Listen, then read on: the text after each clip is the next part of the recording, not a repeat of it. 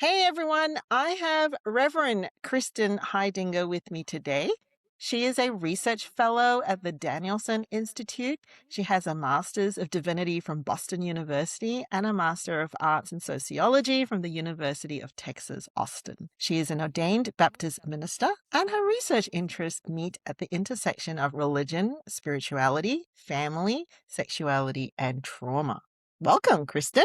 Thank you. Thank you for having me. Now, I already gave you my fangirl reaction.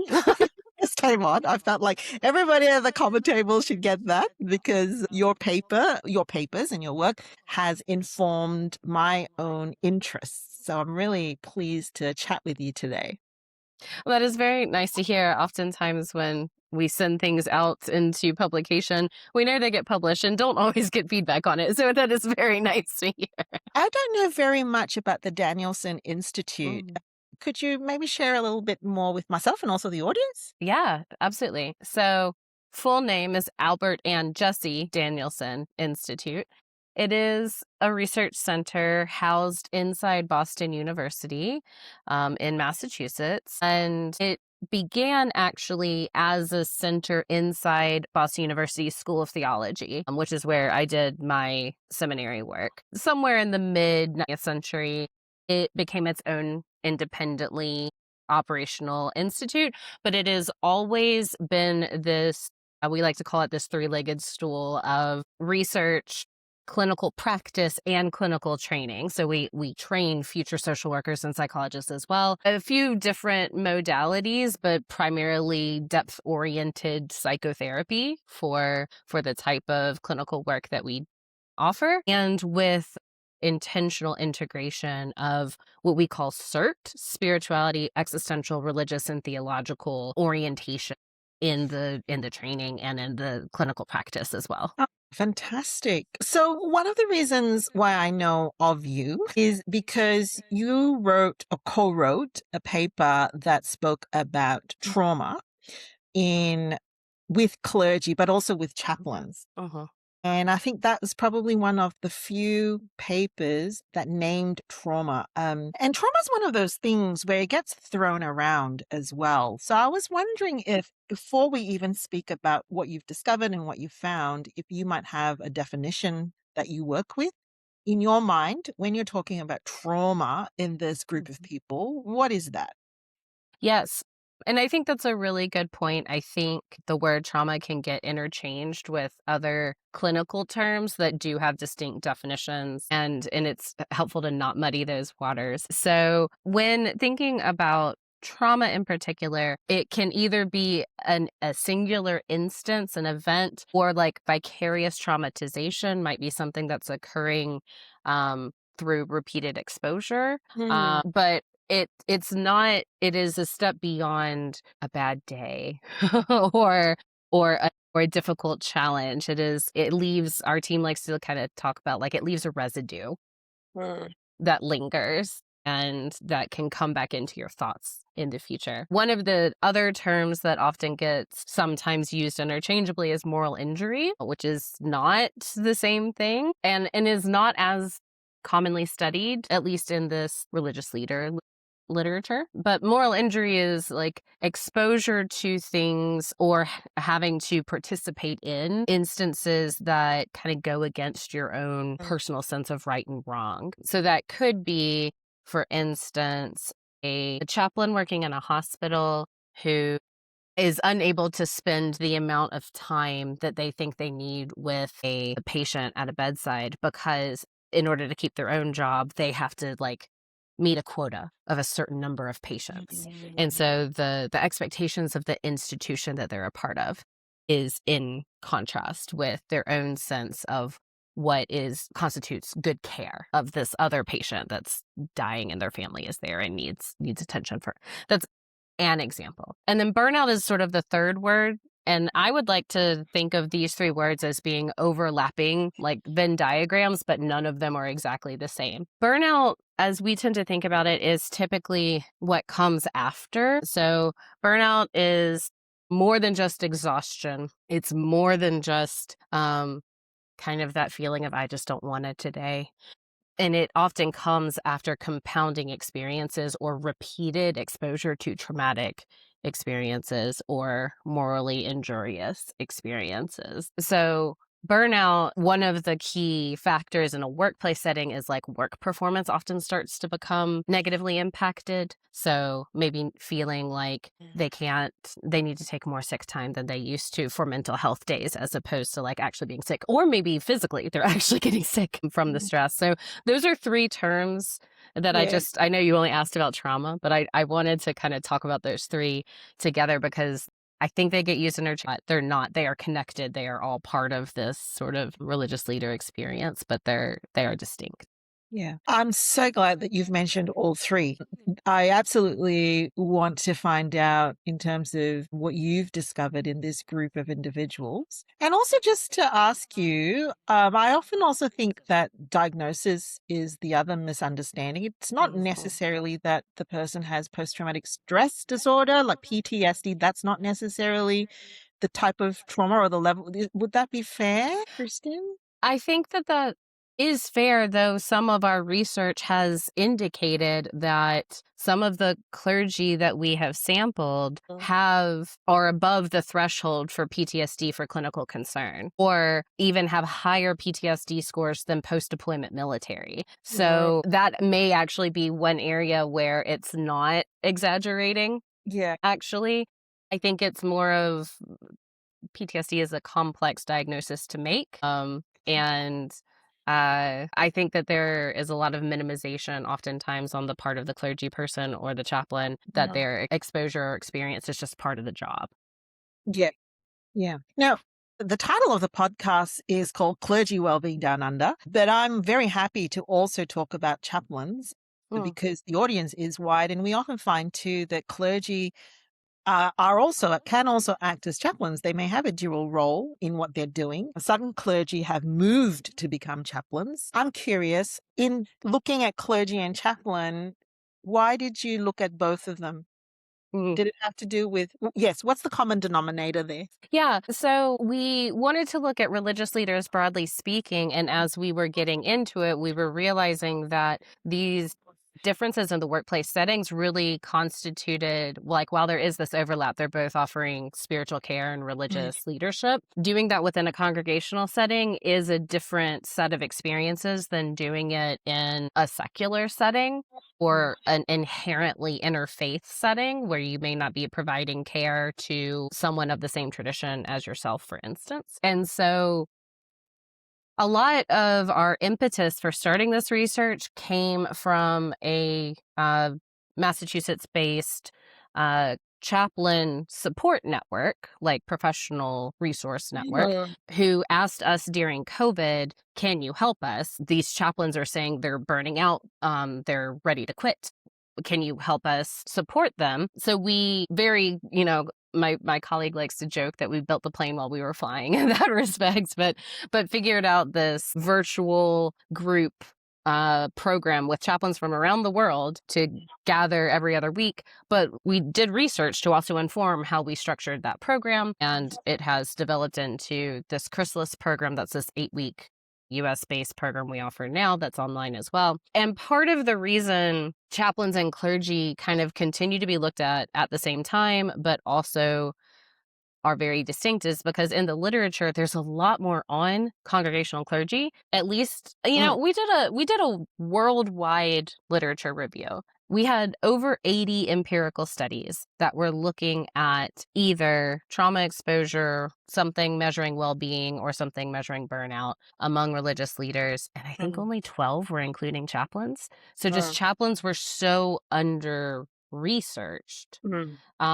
despite demonstrating unique differences in their results from congregational clergy. Is that answering your question?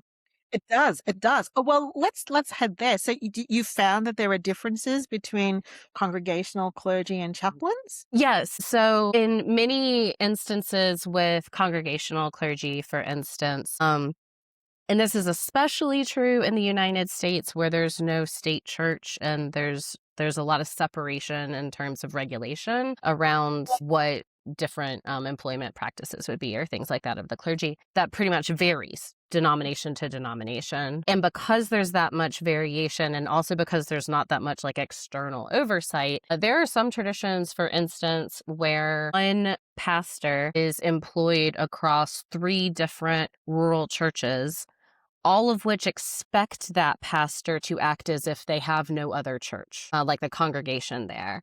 Yeah. So congregant expectations, that is, can really vary and really be different than patient expectations, for instance, or maybe college student expectations if someone's a college chaplain, or if someone's in the military chaplain expectations, where oftentimes chaplaincy is providing spiritual care in a much shorter time period, maybe only once. Like they may only be interacting with their care recipient in 1 or 2 instances, whereas clergy are in the community, both in terms of the congregation and usually geographically, with the people that they're providing care to, seeing them all the time, seeing them in the grocery store, in a restaurant, or whatever the case may be. And those differences in exposure relationally Yes.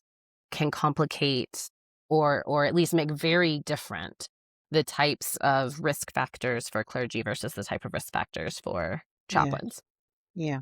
So let's start with trauma, which is essentially about feeling profound helplessness, feeling quite trapped, and I think with clergy, what we don't often realize is that that level of threat can be physical, it can be emotional, it can be about their family as well, it can be reputational, but it's also deeply spiritual and existential. A sense that their own relationship with God, their own standing before Him. There are so many times, Kristen, when I've worked with clergy whom I actually think predominantly my clientele have trauma in their lives, will say that one of their existential fears is actually when they get to heaven and then God says, "You failed. Yes, I love you. Yes, you're saved. Gosh, what did you do with my sheep in my church?" It's Wow. quite a common picture. So that sense of trauma for clergy is quite unique. I wondered what you found or what you've discovered in the work that you've done. Yeah.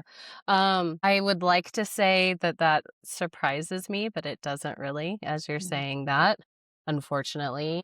I think that there is certainly a good chunk of clergy who like theologically adhere to notions of like a suffering servant, and almost like, if they're trying to tell if they're doing it right or not, if it's too easy for them, if things seem like they're too good, then something isn't, they're not doing enough. They need to either look elsewhere, add on another initiative into their Mhm. ministry, or whatever the case may be. That basically the the struggle, embracing that struggle, almost looking for that sense of helplessness, is somehow some notion of success, as opposed to Yeah. feeling like it's okay Mm. to rest. It's Mm. okay to delegate. There can also be a lot of lone wolf syndrome. There can be a lot of senses of I'm the only one that can do it.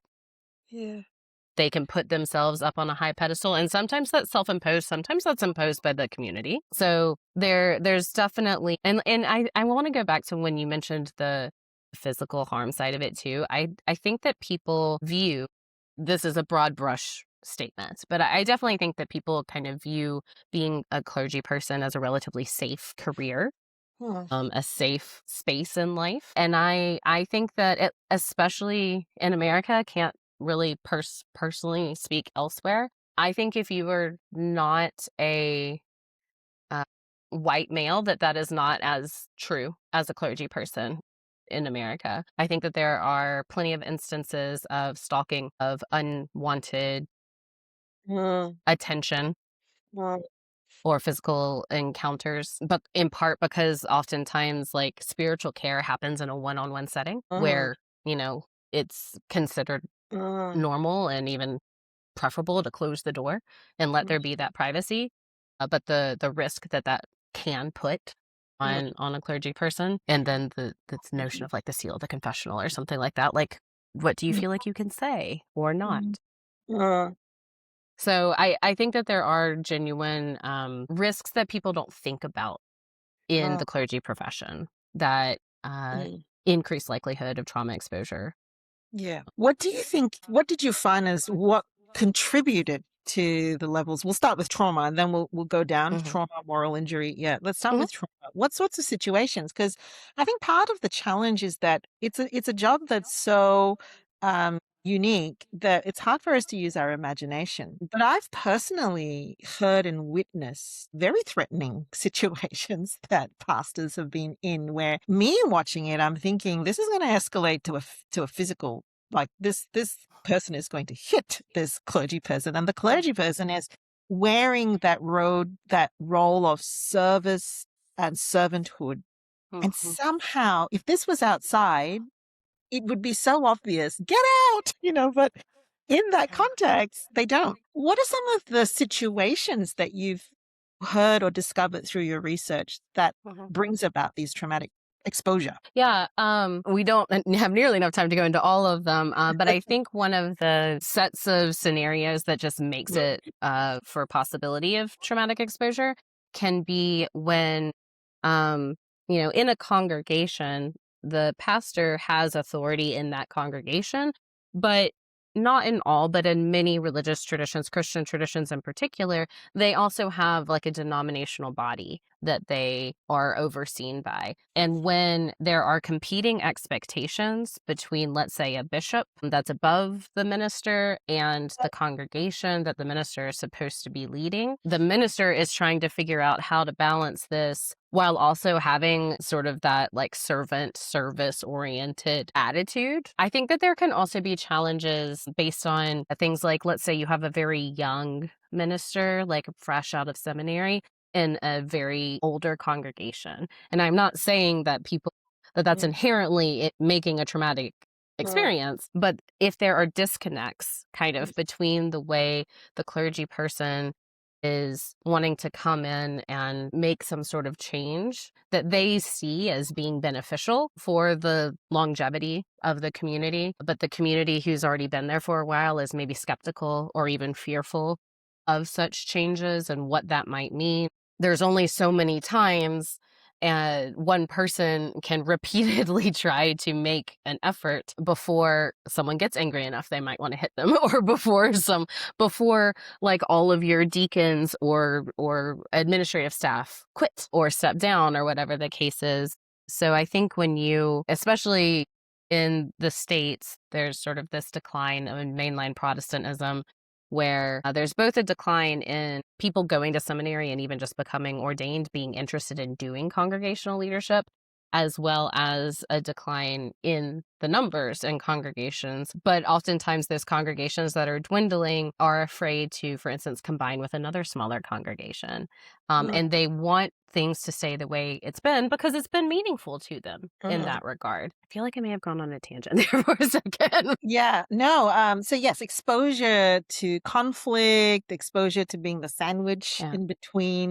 And one really concrete thing that's been more recent is like COVID exposure. So there would be a lot of tension oftentimes between masking was a really big example, or even if you continue to meet in person or if they tried to do virtual services. If a congregation on the whole didn't want to do whatever the clergy person felt was right, or even what the clergy person was being told by the people above them they needed to do, that was creating new tension that would often exacerbate whatever existing tension was already kind of Mm, present mm, in the mm. congregation. And that could result in churches splitting. That could result in congregations removing their pastors, or pastors just saying, God called me to do something and it wasn't this. And Yeah, I don't know what it is anymore, but I can't stay here while I discern that anymore. yeah, yeah. So yeah, it is that compounding of conflict. Some of the Mhm. things we've encountered in our therapy clients are youth pastors that had no previous training or exposure, and then didn't have debriefs after, being Mm. called to self-harm scenes, picking up Mm. kids who are actually overdosing, actually being called to minister right when the scene of a completed suicide has happened. And that's not necessarily just youth ministers, that's across, or Sure. women in ministry being called to active family violence situations, thinking that it's a pastoral situation and then being exposed to that. So it's the exposure, but then I also think there isn't then the down regulating. There's no debrief, there's no sort of containment or processing of those situations as well. I wonder too, another phenomenon, and I can't remember if I've read it in your work, about forced terminations. Did We you? haven't done research on that per se, but I'm somewhat familiar with it. Yeah. Yeah, so there's also that power play, isn't it? Well, actually, I don't know if I should say power, but it is. It's a power move, that's for sure. But essentially, when you're unhappy with who you've got leading you, you create pressure for them to leave. So the trauma aspect of it, in terms of, I think it is in your paper, you were saying, or the paper was saying that, did you find 4 different categories? Or in that particular paper, as statistically, we did a latent profile analysis. I'm just on my other screen here, pulling up yeah, my go for it. categories. Yeah, so we did in fact come across, and it had to do with like, what percentage is Yeah, struggling, what yeah, percentage is resilient, yeah. etc. And this was clergy and chaplains together. Together. And so there were those who were flourishing. There were those who were like, I'm able to cope, not just cope, but like, I'm thriving. I feel really good. I'm happy to show up. Not a large chunk. There were those who we called resilient. So they're really exhausted. But they also are finding deep meaning Yeah. in what they're doing. And we have found that across a lot of studies where you'll get like 97% are feeling burned out and 98% feel like their work is deeply meaningful to them. So something is keeping them coming back and able to function. My bracelet just broke. I'm so sorry. Sorry. And then there was an at-risk category that was not quite as high in resilience, but not in the 4th category, which was severely struggling. And these were the ones that like are testing above a clinical cutoff for PTSD, are reporting the highest levels of burnout or moral injury, and just the ones also most likely to say that they've genuinely thought about quitting their job in the last 3 months. So is this national? Is this American? Or is this looking across studies across the globe? this is national within the United States. It was 198 chaplains and clergy surveyed over the course of a calendar year. Do you happen to have the percentages in each category? I should. Again, we had 198 people in the sample.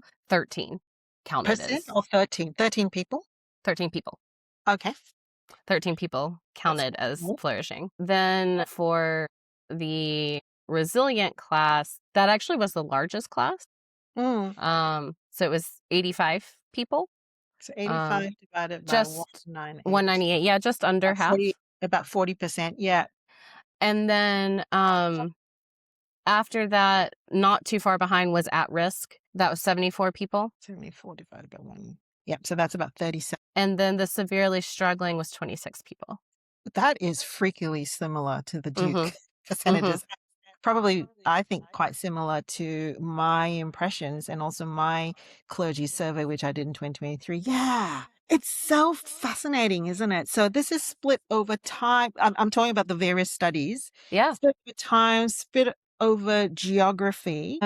I think we can say it's pretty much a fact that it's not the vast majority that are actually okay, particularly when you look at clinical markers. Like if you're looking at trauma, I think that's the other thing that other studies have not looked at is actual assessment and measurement of trauma markers.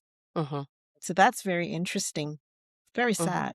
Yeah. As an ordained minister yourself, when you hear that, what does that do to you? It is an interesting position for me because my day job is a researcher. I'm not a full-time congregational clergy person. And when I have done clergy work myself, I have felt like this is not sustainable for me. Like I have yet to have my own experience of congregational or chaplaincy work. I've had experience in both where I felt I could do this full time and be healthy and happy. And Mm. I'm one person, but I don't think that I am Yeah. reading the room wrong based on the findings across at least 3 different Mm. studies of different Mhm. populations that are all pretty much finding the same thing, that it Mm. is a, profession that takes a lot and expects a lot and demands a lot, and just doesn't seem to be a profession that has a lot of, like, institutional support. Mm.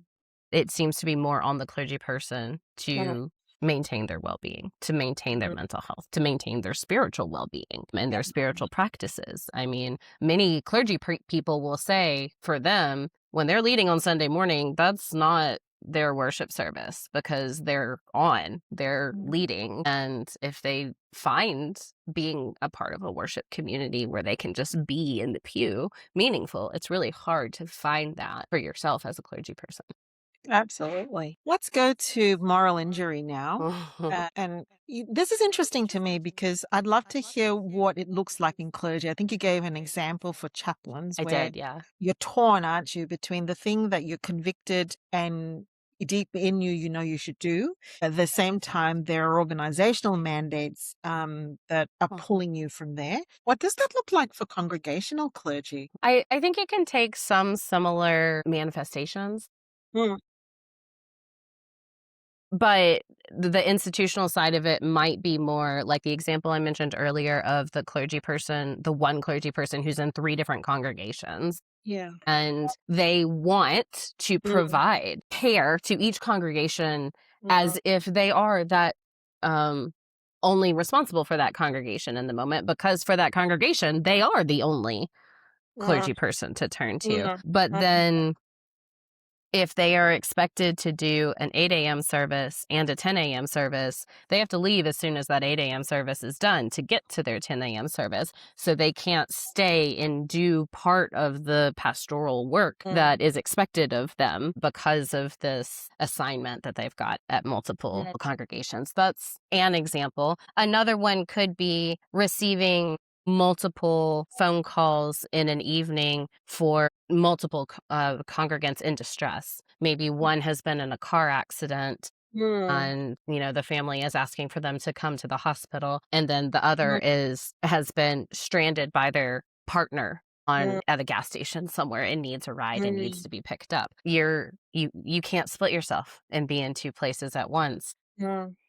But there certainly are some congregants who, if the pastor sends someone else to do what they ask the pastor to do, that Mm. creates tension and friction Mm. within the relationship, which Yeah. again, unlike with chaplains, these are people you see week after week, sometimes multiple times a week. If there's tension Mm. interpersonally, that's not escaped nearly as quickly or easily. It needs to be resolved, and that can be very uncomfortable. Yeah, we've certainly encountered it with missionaries. So again, it's not necessarily Australian, but when they're overseas, things like the organization's policy about, if you have a car accident and you're in a country that there's security issues, Mhm. the mission agency's policy could be that you actually don't stop to help because that will Mm. endanger you. So you drive on to get yourself to security, leaving behind the scene. That was an example given to us of the type of moral injury you can find in ministry. I wonder, in our context here in Australia, where at times at a denominational level, there might be a philosophy for how to do ministry, like how to grow numbers, how to do meetings, how to deliver pastoral care that doesn't sit well with the minister. Mhm. That maybe they've got a different way of seeing how to do things. That can also create a real tension for them about what they must do because that's being obedient and submissive to the Mhm. denomination, Mhm. but then really wrestling with your own internal values and belief structures as well as to what is being faithful to God in ministry. Yeah. What I'm thinking would create a moral injury scenario. Yeah, what is pretty common, I don't know if this winds up being true in Australia, but what's pretty common in many, at least Protestant denominations in the US, is if someone has a pastoral care need, kind of depends on the denomination, but 3 to 5 pastoral care sessions before referring out to a therapist is pretty much the norm. It is in many traditions not recommended that pastoral care substitute mental health care. It can accompany it. You can certainly continue to see people for spiritual guidance and Mm, spiritual direction, but it shouldn't go beyond that. You're replacing a psychotherapy or psychiatric intervention. yeah. And that can be very challenging if a congregant just doesn't either trust mental health professionals or has had bad experiences with them in the past. Like if a congregant has Mm, formed this relationship with the yeah. minister, it can be really hard to even feel like you're abandoning the Mm, congregant if you say, we need to move you to working through this situation with this other person, and trying to draw that boundary mm, after there's already been some time and rapport built and yeah. trust built. Yeah. Yeah.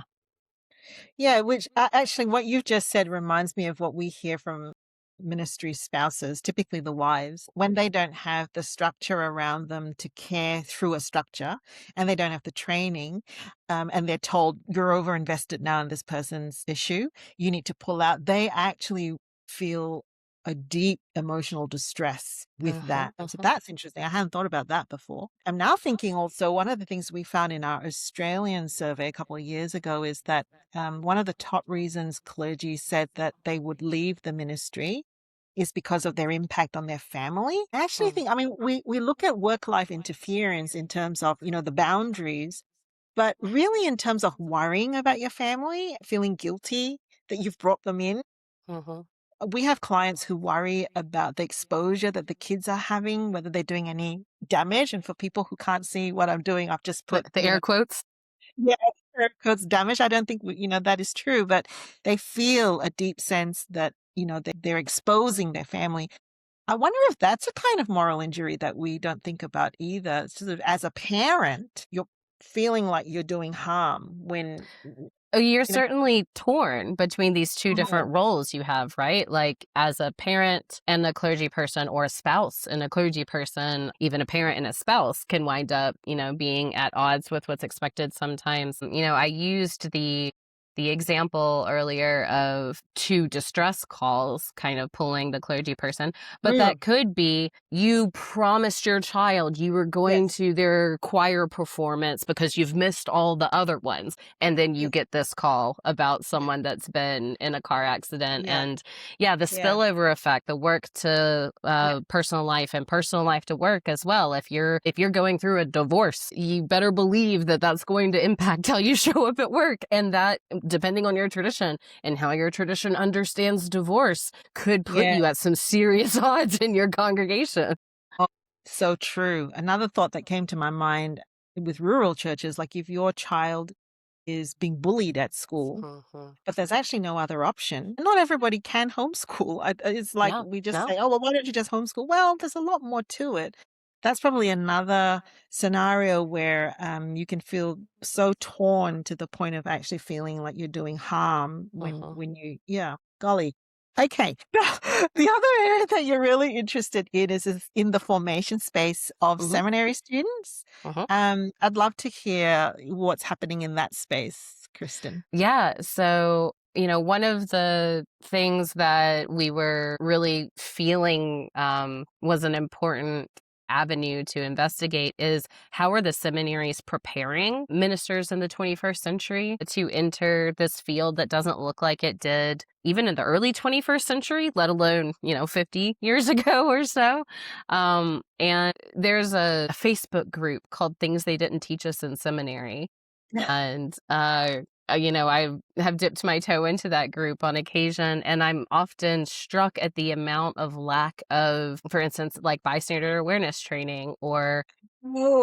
mental health first response type training, Mm. or basically some of the different training for some of the different crisis situations that everyone knows and expects clergy to respond to, but they Mm, aren't being given the tools or the preparation. And this isn't across the board. I'm not saying every single seminary isn't doing that, but that was something that was popping up a lot, like anecdotally in this Facebook group of my seminary didn't teach me how to respond to a mm, teenager who yes, overdosed, for yes, instance.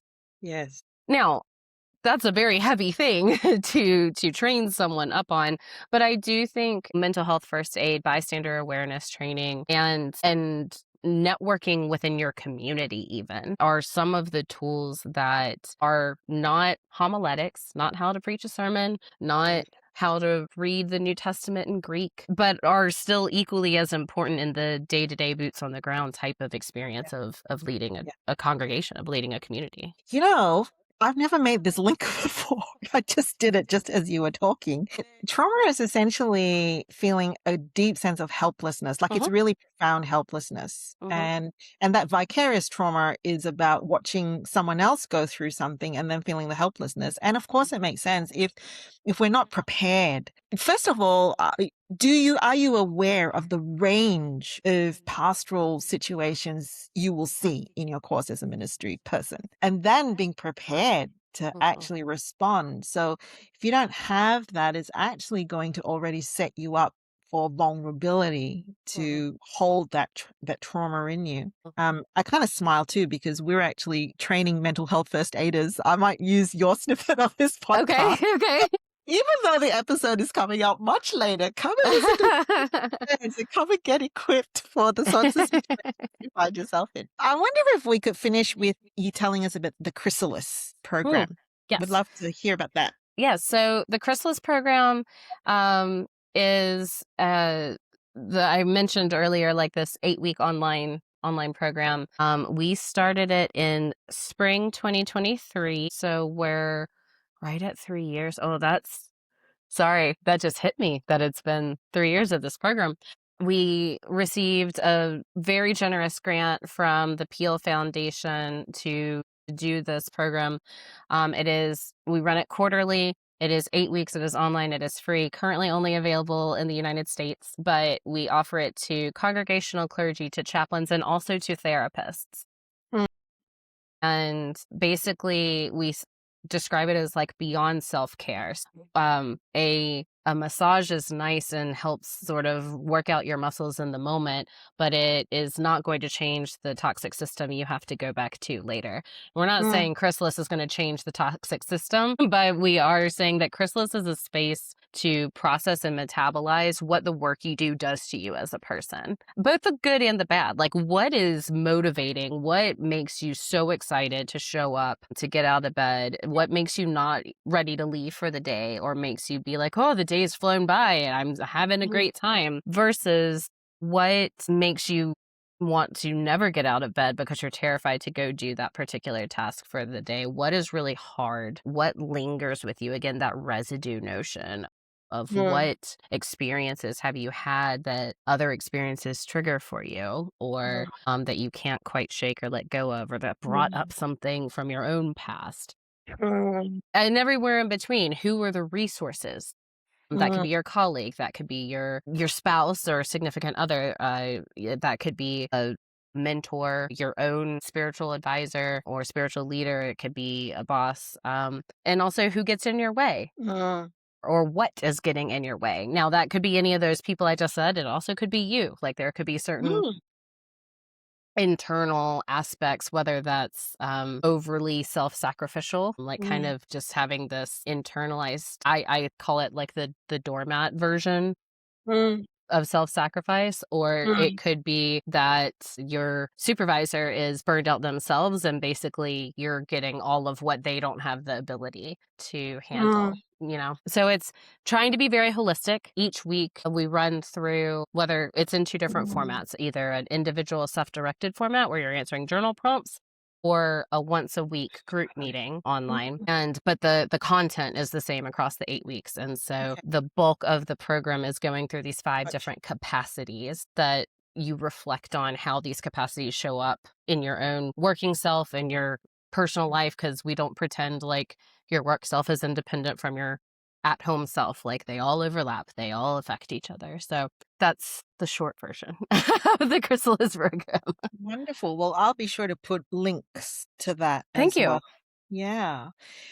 Kristen, thank you so much for spending time with me, and for sharing your work and your heart in this space as well. And long may your work live Oh, thank you. Thank you so for as much for long having me.